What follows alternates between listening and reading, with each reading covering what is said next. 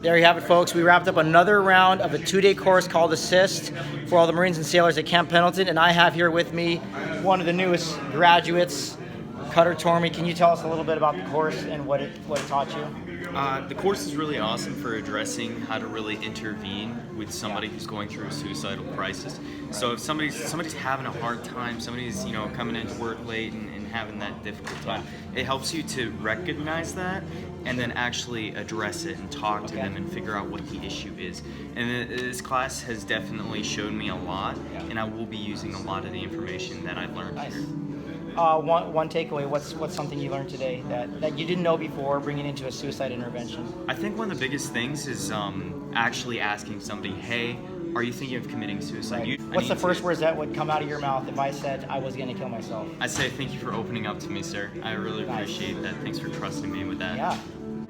Well, right. thanks for joining the course. Yeah, thank you. I'll left-handed handshake here. There you go.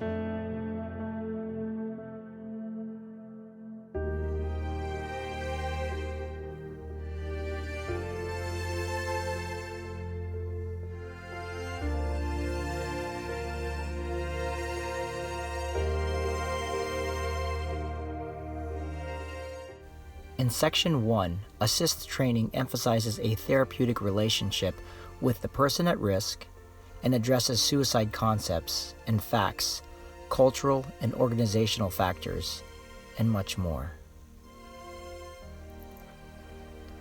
In Section 2, ASIST training includes an assessment of risk and protective factors. In Section 3, intervention training includes developing a safety plan that takes into account risk levels and the possibility of imminent harm to the person at risk. In Section 4, ASIST training includes planning for longer-term continuity of care.